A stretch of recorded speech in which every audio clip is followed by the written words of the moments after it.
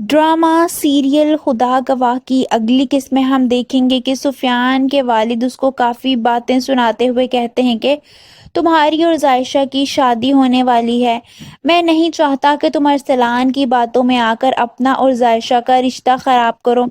दरअसल सुफियान अरसलान यानी अपने भाई के बहकावे में आकर अब जायशा से शादी करने से इनकार कर रहा होता है। दूसरी तरफ सुफियान की वालिदा अपनी बेटी अरीशा से कहती हैं कि अरीशा, अरसलान मुझे ब्लैकमेल कर रहा है। मैंने अरसलान को सुफियान के बारे में जो भी बातें बताई थी उसने वो रिकॉर्ड कर ली हैं। अपनी माँ की बातें सुनकर अरीशा भी परेशान हो जाती है और परेशानी से कहती है कि क्या उसे भी यकीन नहीं आ रहा होता कि उसका भाई इस हद तक भी जा सकता है।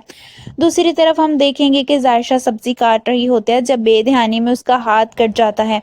वो बहुत ज़्यादा रोने लगती है। उसको हर उस बात पर गुस्सा आता है जो सुफियान ने उसका दिल दुखाने के लिए की होती है।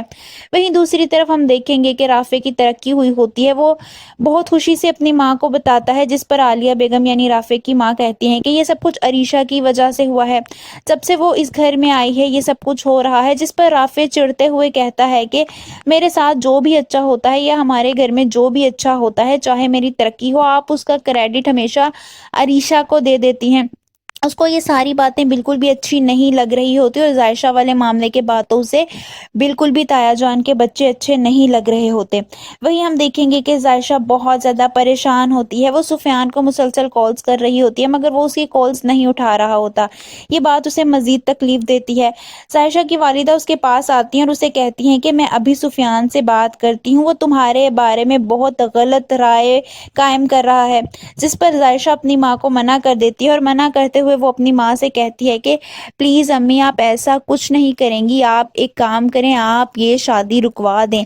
अपनी बेटी के मुंह से ये बात सुनकर तो आलिया बेगम हैरान रह जाती हैं। आप सबको क्या लगता है, क्या जायशा और सुफियान की शादी हो पाएगी? कमेंट्स में अपनी राय का इजहार ज़रूर कीजिए।